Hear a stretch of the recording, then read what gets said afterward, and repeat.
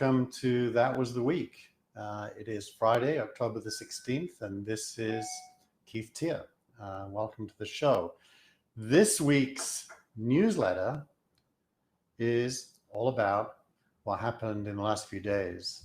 Platforms or publishers, who decides what is true or what is false? The brouhaha started when the New York Post published some hacked files from Hunter Biden's hard drive, which showed his, let's say, less than worthy character in their view. And immediately it was published, Facebook and then Twitter interfered with its distribution. The interference took different forms in both platforms.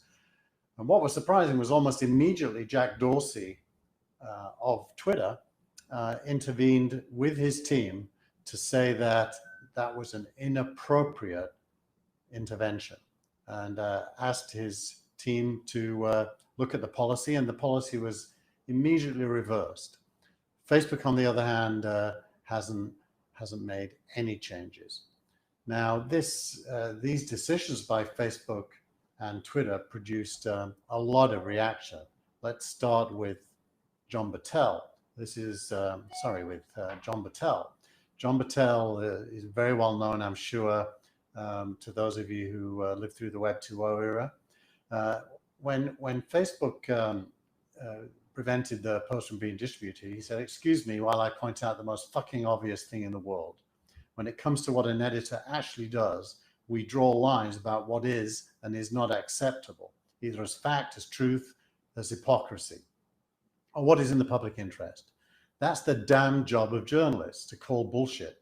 And regardless of Facebook's long-standing claims to not be a publisher or a journalistic entity, the truth is these actions prove the company understands it is an arbiter of facts, truth, and the public interest.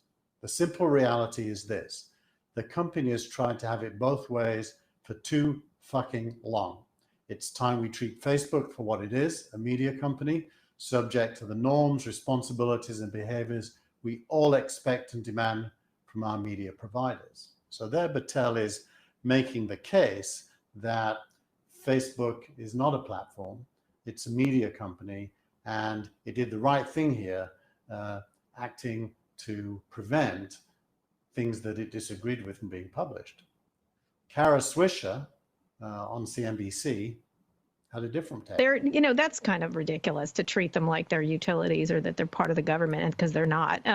There's lots of opportunity for the people to know. They don't have to know it from Facebook or Twitter anymore. They have to know it from the New York Times. You don't have to buy the New York Times, or you can buy it or whatever.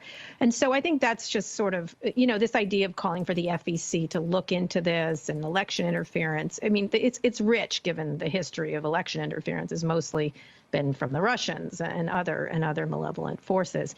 So, and also with the FCC, they don't have a quorum, largely because this administration has not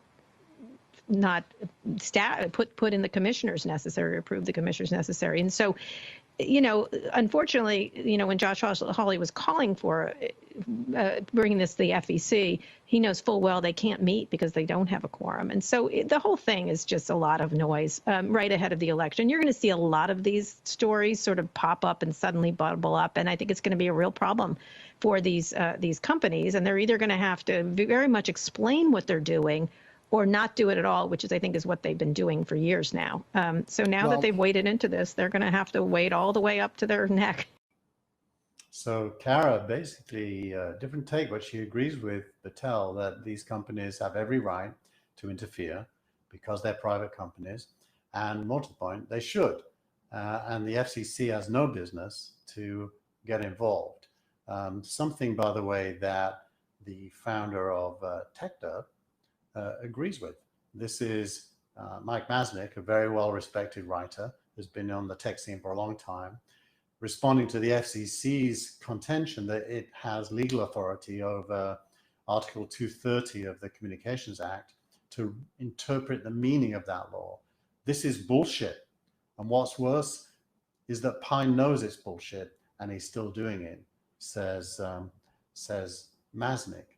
So a lot of complex issues that basically are all supporting Facebook's right to be an editor, also Twitter's right to be an editor.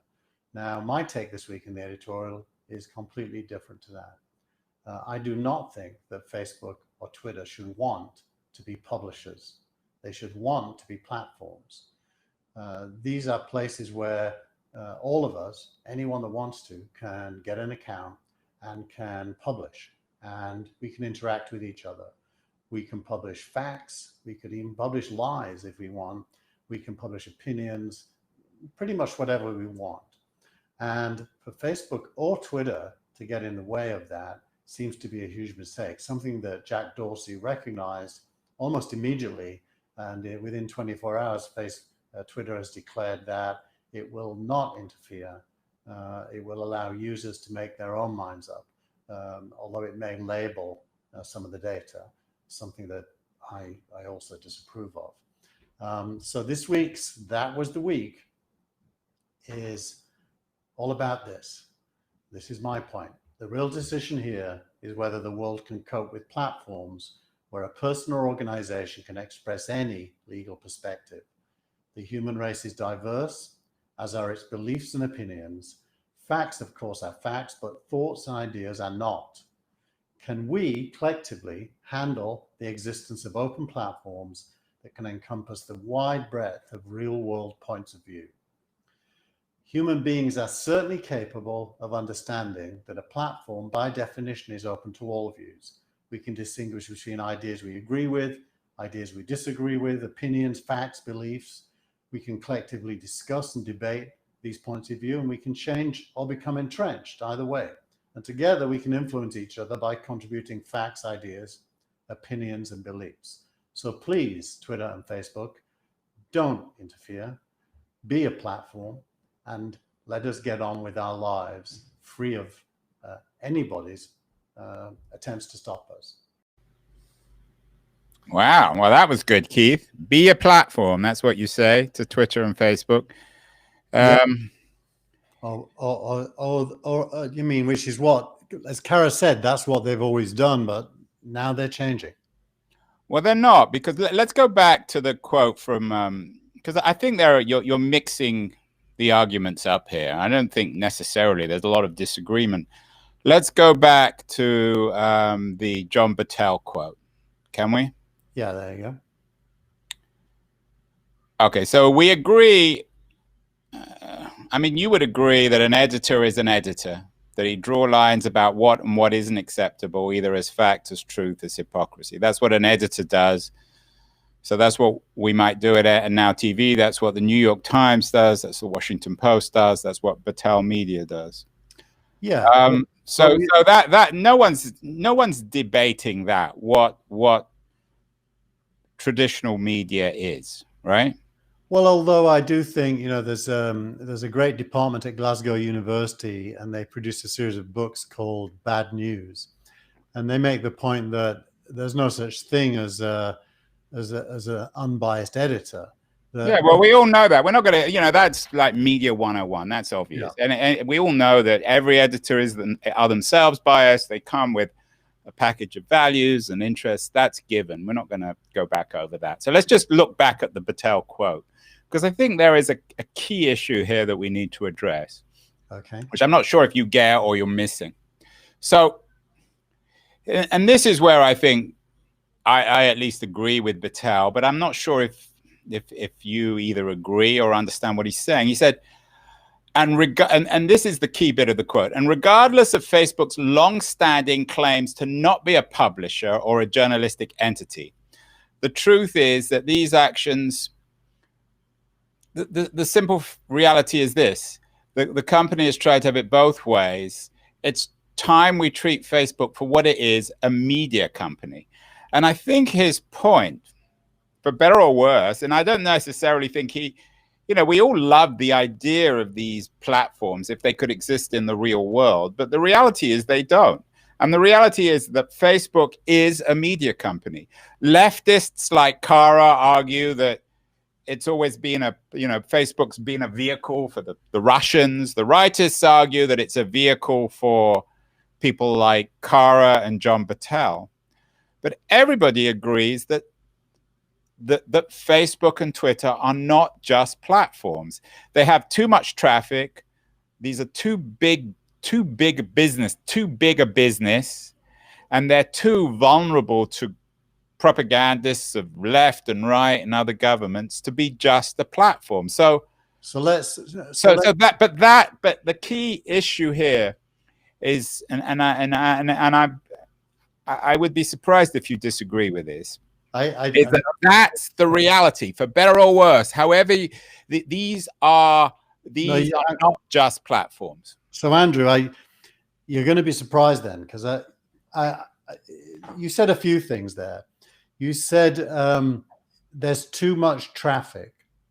Well, no, I didn't. I said that they have too much traffic just to be disinterested. These are massive, multi-billion-dollar, trillion-dollar businesses, and everyone has some interest one way or the other.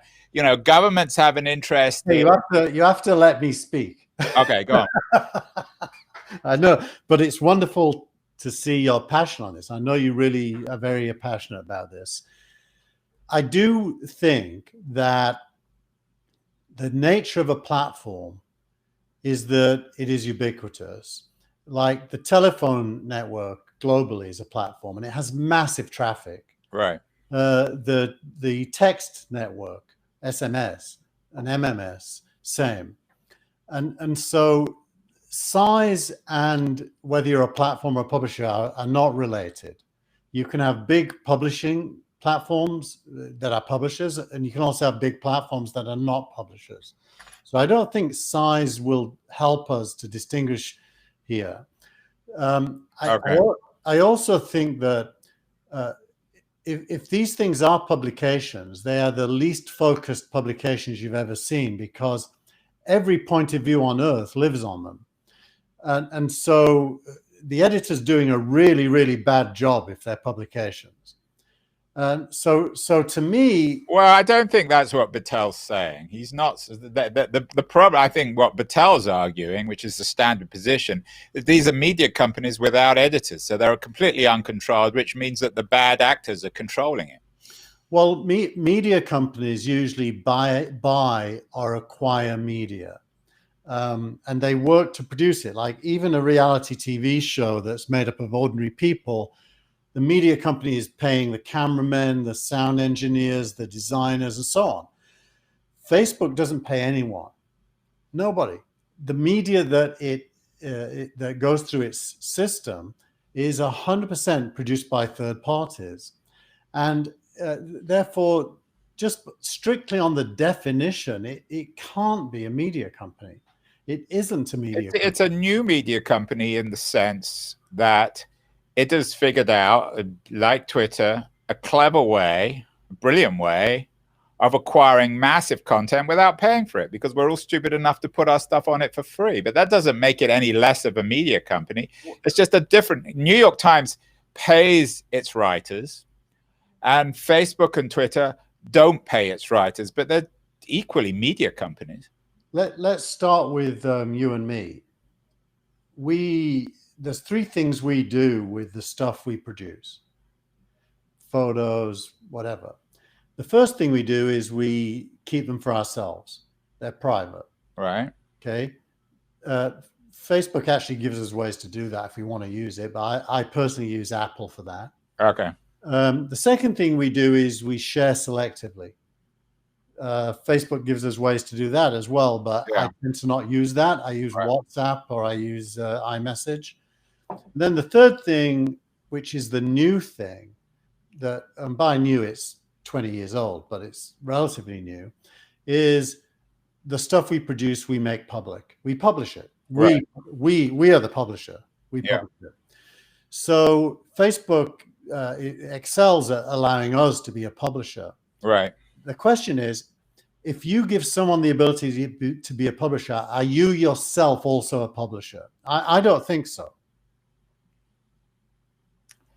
Well, you know, these I'm not sure whether you go round and round on the definitions. The reality is that actually, it doesn't matter. The impact of Facebook and Twitter on the world, both from the left and the right, have resulted in people believing that they're media companies, right? You have to acknowledge that Well, the left argues clearly.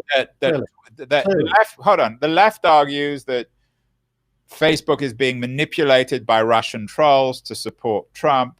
The right argue that Twitter and Facebook are biased in banning anti-Trump media. So everyone thinks these are media companies. So whether or not they really are is neither here nor there. They're perceived to be. And so we have to treat them as if they are media companies. They claim that they're not because it's in their interest to claim that they're not, because otherwise they're going to get regulated and treated like real media companies.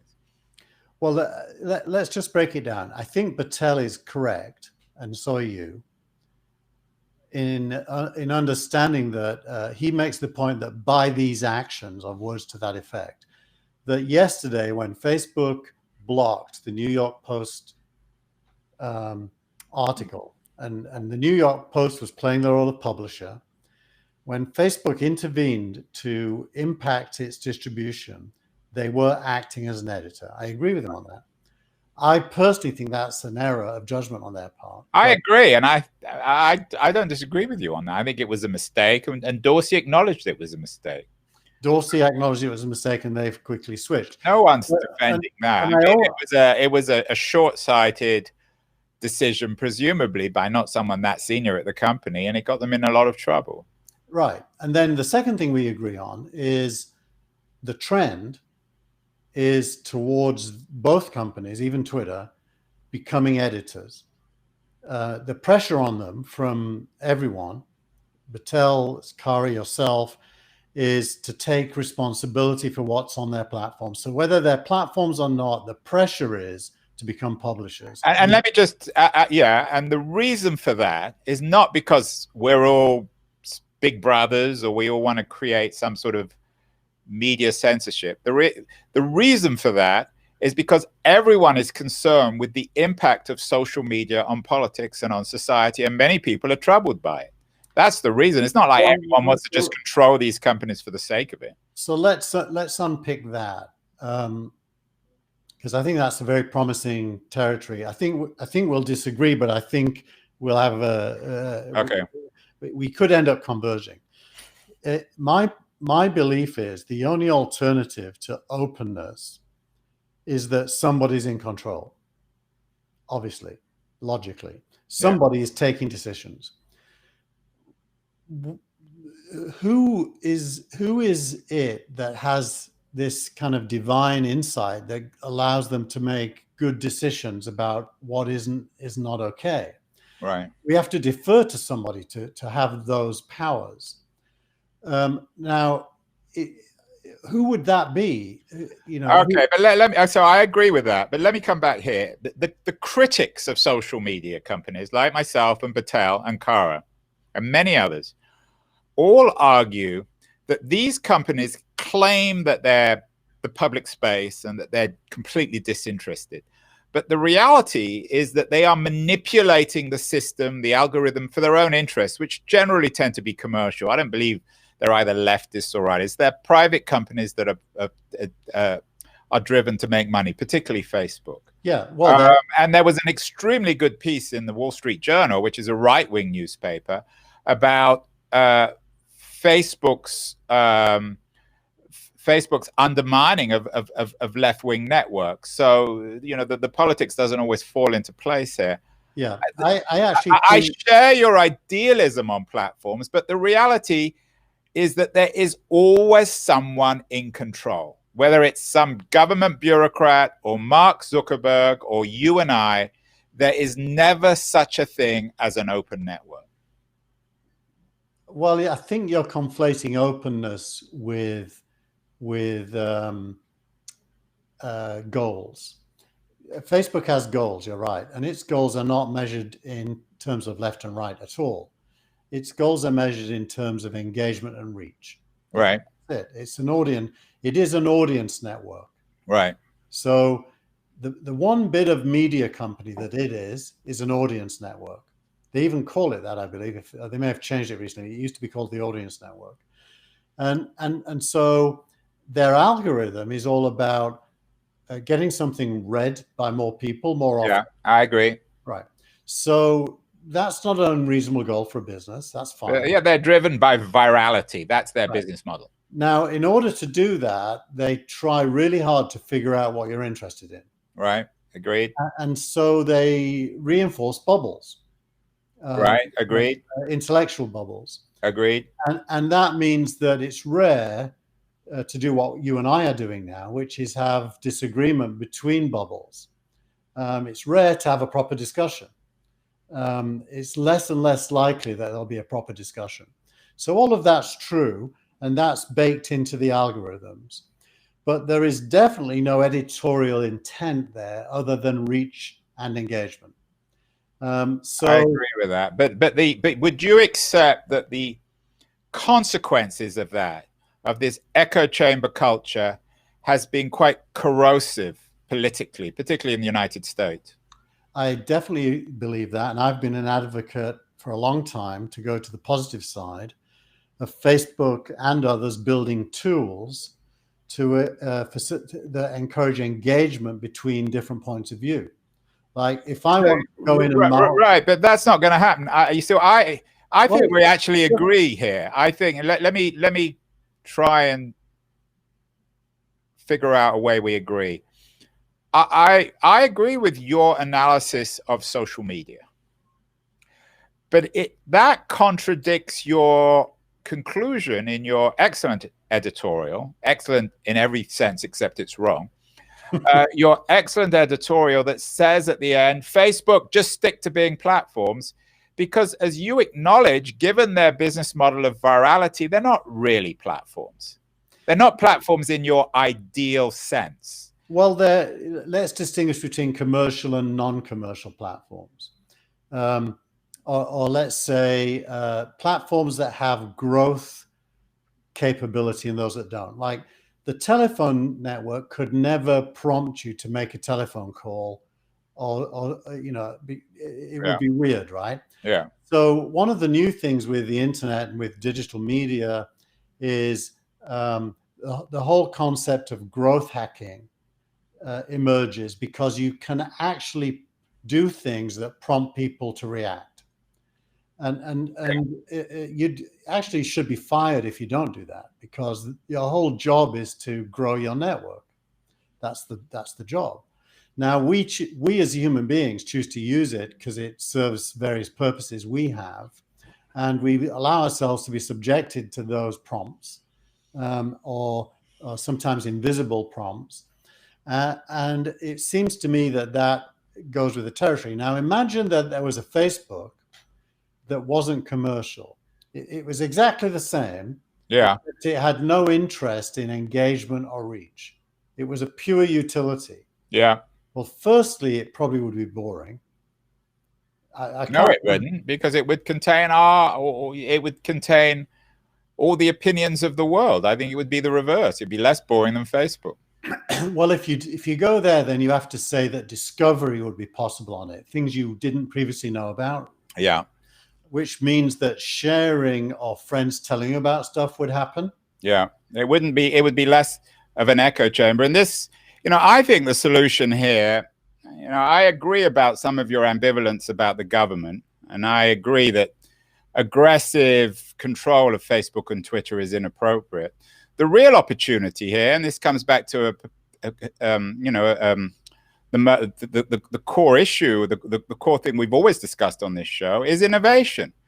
There is a great opportunity for two things: private networks that have figured out ways to solve the Twitter, Facebook problem, but secondly, also public networks, public nonprofit initiatives, like the one that's being pursued by Eli Parisa, who you should get on the show, who was the guy who came up with the very idea of echo chambers in the first place. He was the one who pointed. He's a long-time digital activist who pointed out the problem in the first place. So I think there are two ways of figuring this out: either with a public utility platform connecting all the different networks, or social media alternatives to Twitter and Facebook. Yeah, I was the founder of a mobile app called Just.me that tried to do exactly that. Right. I'm a huge believer in innovation leading to change. And I do believe that Facebook is not forever and Twitter is not forever. I agree. And if it was possible to build a genuinely fully distributed network, leveraging people's smartphones and computers to engage, to allow them to engage with whoever they wanted to on whatever topic they wanted, and if that was pure, as in not driven by reach and engagement as the primary goals, I'd be a big fan of it. I mean, and that's Eli's point about the real challenge and opportunity is to build genuine public space in the digital sphere. The problem with Facebook and Twitter is that they present themselves as representing the public sphere, but these are private companies with the for-profit interests that all private companies have. And that's the contradiction and the problem. Well, there isn't, because there's another dimension to the discussion, which is probably best put in the context of cancel culture. And, you know, especially the left, and especially the woke left, trying to control platforms to be more like ones they would like. I agree, but I don't know if is that a critique of Eli Parisa's concept of the public sphere? No, this is more of a critique of the attempt to control Facebook and Twitter from the outside, and not just allow them to make up their own decisions as businesses to be what they want to be. There's a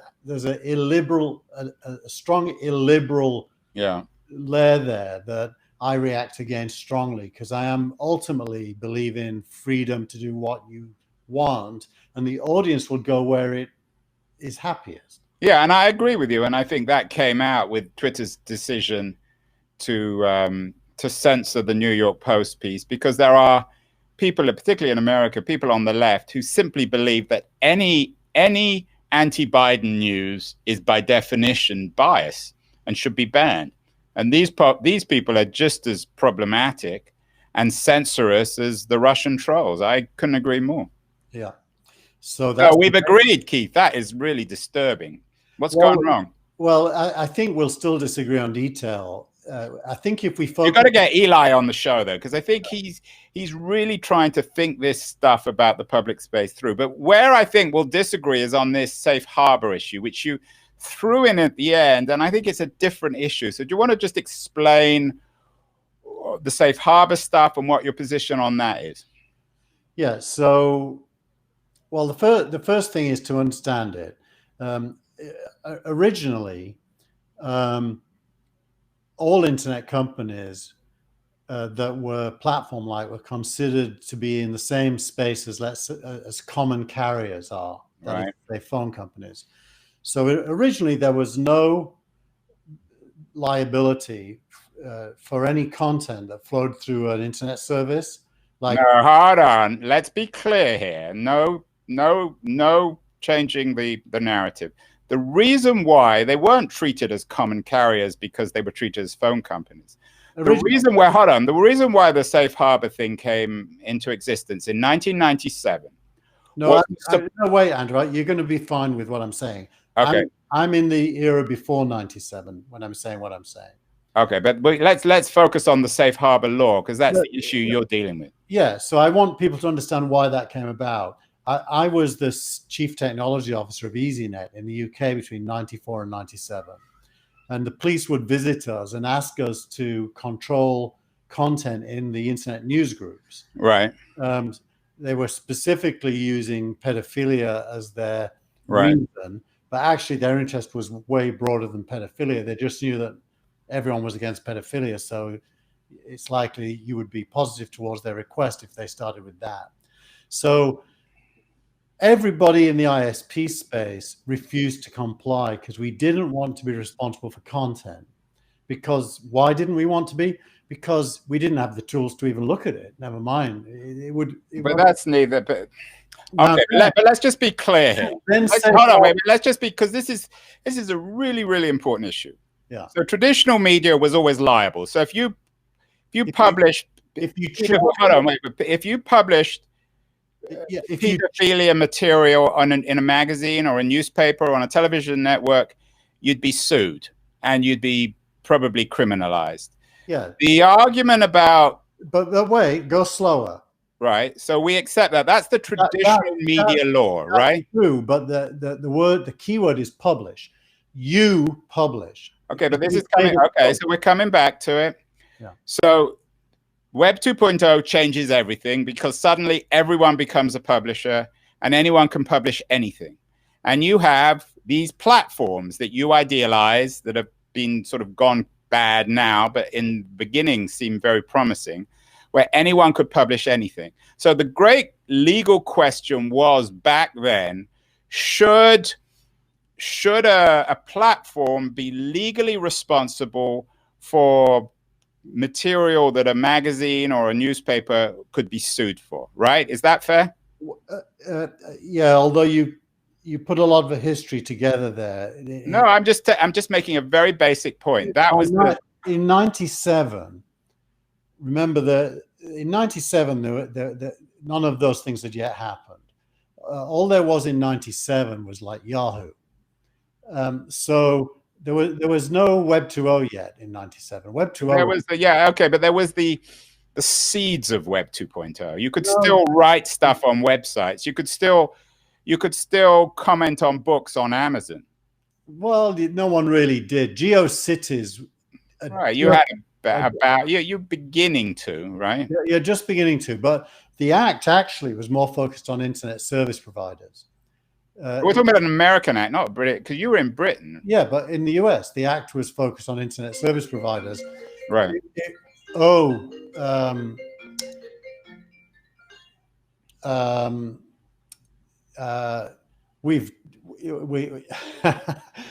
live audience. That was my phone ringing because it's 5 to 3 and I've got a call at 3 o'clock. So let me just say what I was saying. Can't you put it off? This is real time now TV, Keith. Tell them to wait. Or is it a money call? I just told him to wait. So what I was going to say was it was focused on people like me at EasyNet and AOL, CompuServe, what was the American one? Something Link, Earthlink.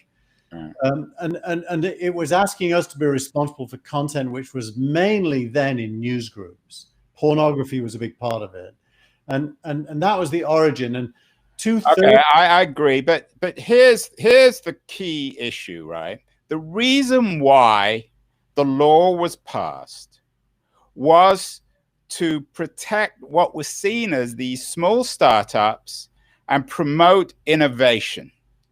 And it was believed that the internet was never going to be that big a deal back in 97. No one ever imagined, I mean, Google, Facebook, any of this stuff. So it was just assumed that they were giving these plucky little startups a leg up, right? Is that fair? That was certainly not the primary purpose, although it was a subtext, yes. Well, what was the primary purpose? The primary purpose was to introduce the concept of any accountability at all. It was a carve-out.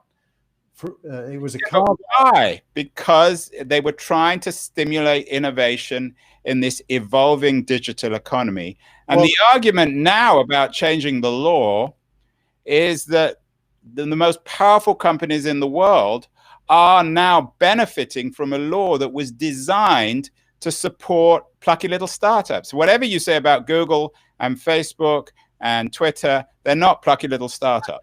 I think we'll agree if I say this, Andrew. There were two parts to the motivation. Part A, which represented change, was to introduce the concept of accountability, whereas previously there was no accountability. Right. So to me, that's the kind of wedge that opens up the whole thing.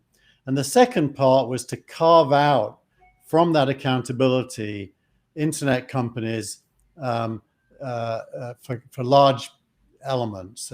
They still weren't allowed to allow illegal stuff to be published, but everything else was they were not accountable for. And it also later on evolved into things like takedown notices. So there were two elements. The element A is you do have to be accountable. And element B was but we're going to carve it out.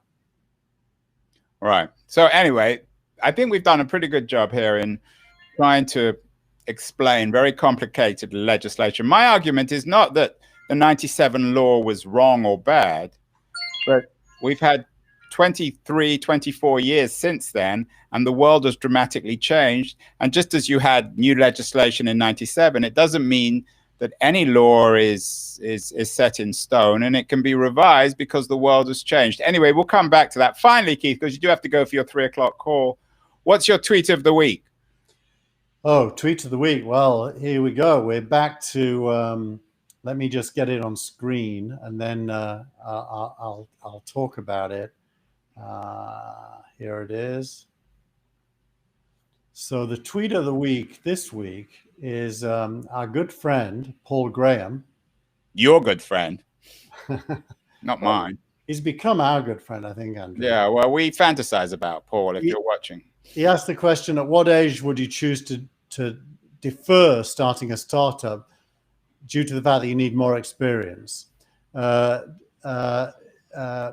what point are you lying to yourself?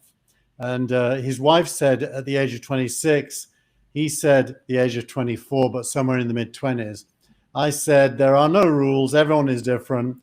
I was an idiot until I was 32. I did EasyNet at 40, Real Names at 44, invested in TechCrunch at 51, Archimedes at 56, ADV at 62.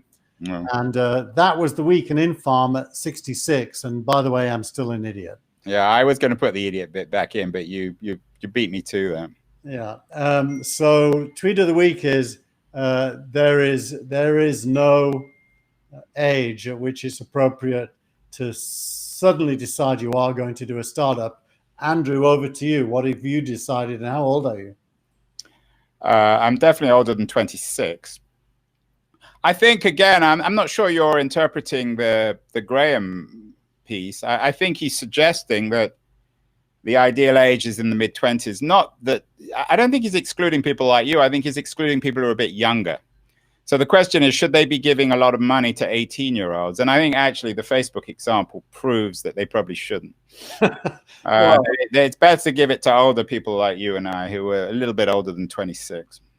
My retirement fund is very happy they gave money to Facebook. Yeah, well, you wait. Facebook will crash at some point. Well, this was definitely a week, Andrew. We started a new format. I like the new format. I thought your editorial was excellent, and I think next week we should get Eli Parisa on the show to talk about what a public network, or what a network in public space could actually look like, because Eli's been giving it a great deal of thought. Certainly, he can do much more justice to this idea than I can. I absolutely believe you should do